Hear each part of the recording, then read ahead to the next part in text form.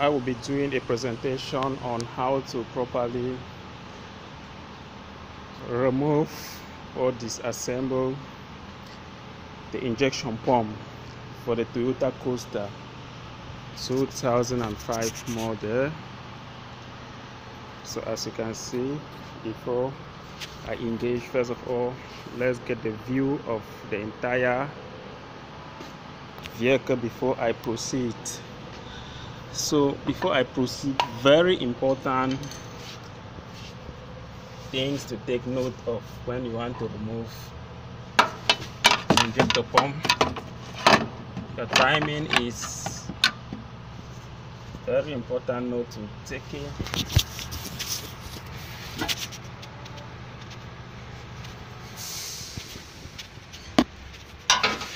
To make sure that your crankshaft marks, that is the timing marks, they align on the right and proper position. Let me retire. So before you proceed, there are 3 marks.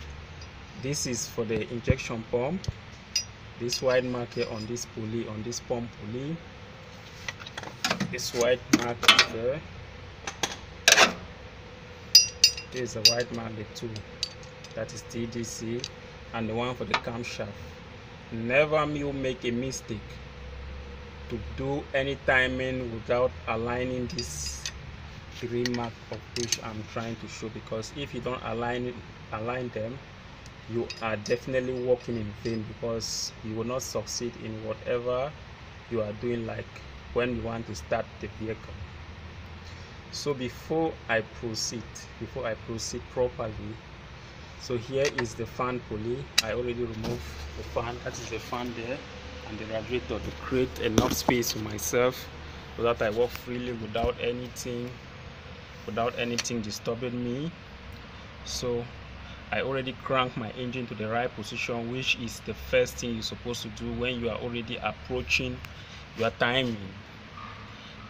Next, don't bother much about this 12 volt, because with this 12 volt, it is only when you want to remove this pulley before you can think of that. But before I advance that much, this timing is working together with the camshaft. So the camshaft belt is already here. Let me bring it.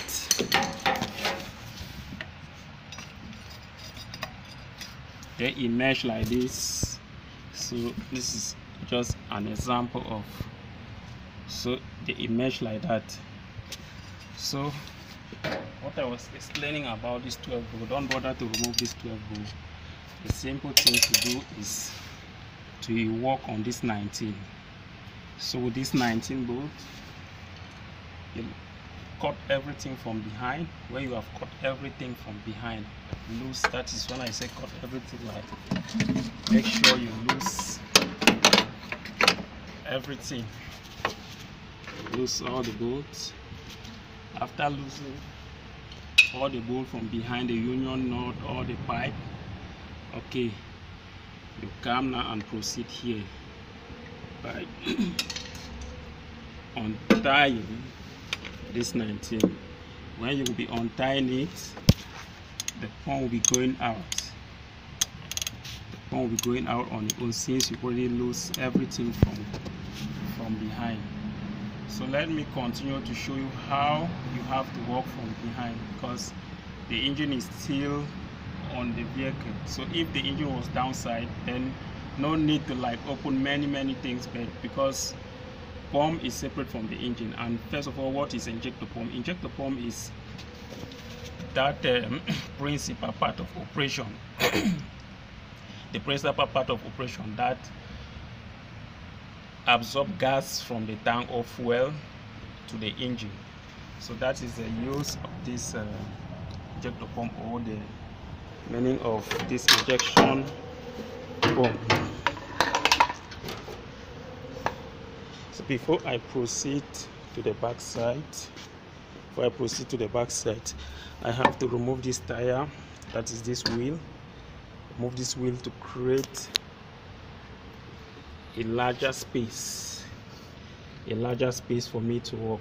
You can see the pump from this view. So before I also continue, there is also a silencer plate that shields this environment.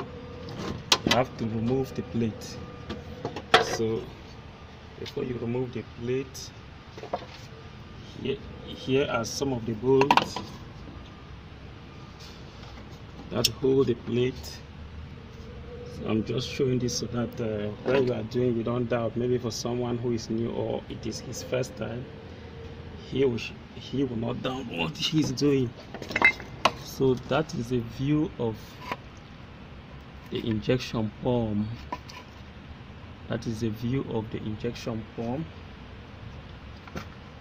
So you can see, let me touch it. This is the view. So before I proceed, I loose first this knot here on this bolt, then remove this steering pump. This is a steering pump.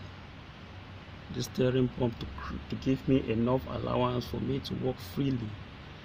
And there is another bolt back side. Then the union nut. These are the union nut, the 6 union nut for the distribution pump. Then there is also one bracket here that I have to lose this bracket and remove.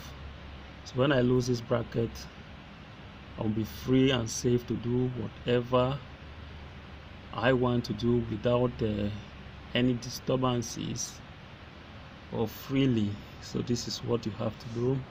Disconnect everything about the accelerator, disconnect the return line, the supply line, so to make sure to proceed. So before I remove, I have to go to the upside. I will sit like I am the driver myself.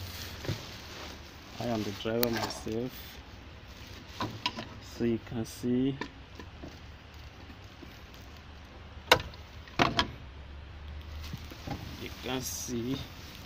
we already removed the head like I was explaining. See the crankshaft from inside.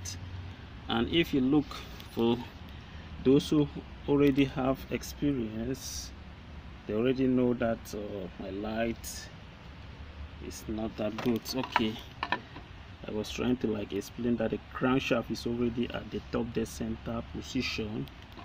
Then another thing again, let me just try to explain one more thing. This bolt you see here like this, there is a space there so that you can advance the pump depending the direction that you want. That's why you see how the pump is moving. So I am going right, I am going left, depending on how I want it to be, or how the engine to pull. Then never you forget this cable, this power cable, after you have mounted pump, because if you don't fix this cable on this switch, the vehicle will never start, no matter what you do, no matter how perfect your timing was. So before I proceed,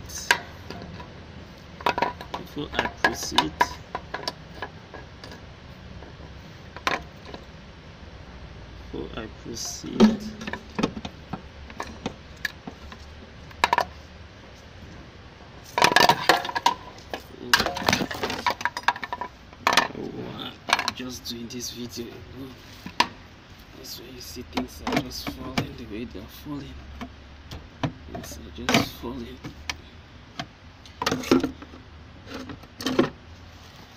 Okay, let me start to remove the pump.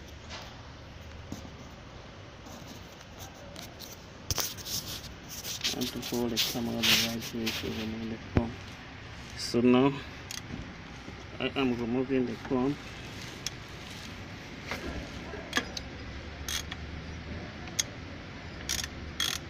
I'm removing the pump. See, the pump is coming. You And see this gap was not there before.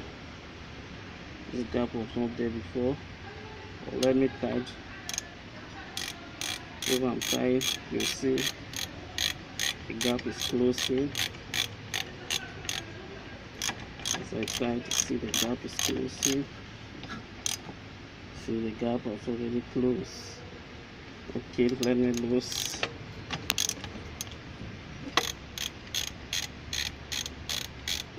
See, the gap is opening. So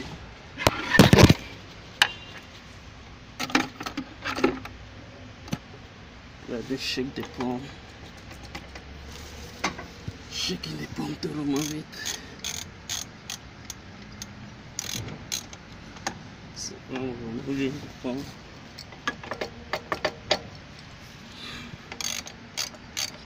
See, the gap is increasing. The gap is increasing. The gap is increasing. I have to take the pump little back again. Okay, I have used it. So here, this is the injection pump that I have already removed. Okay.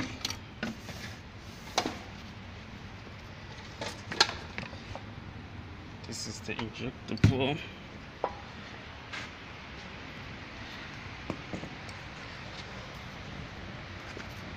There is always a keyway lock from backside. That this pump will never go any different direction. That also act like a timing mark. You see, there is also a mark here for anyone to align this pump the right way. So this hole, the reason that they make this hole little open, because you have to advance it left or right, left or right. So this is the socket that operates.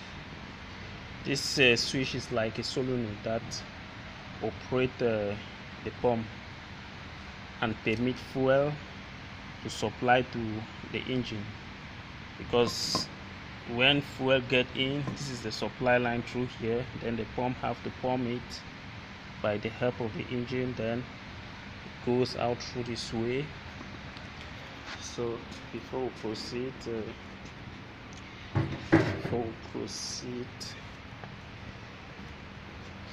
here are the nozzles.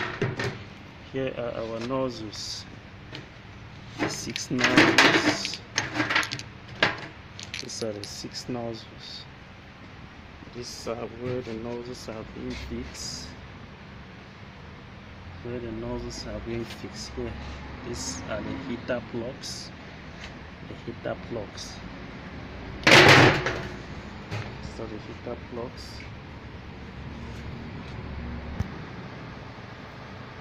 So you can see from this head, from the combustion chamber area around the valve, you find that the engine was not burning well. Reason for the engine not to have sufficient power, idling, having rough idling. Then when you even look around this area, you see that the fuel was just coming down like something that is dripping. It's not coming out the normal way it's supposed to come. So when you see the carbon is too much, then you see only this one is trying to show that it was trying to like carry the engine the normal way it's supposed to carry.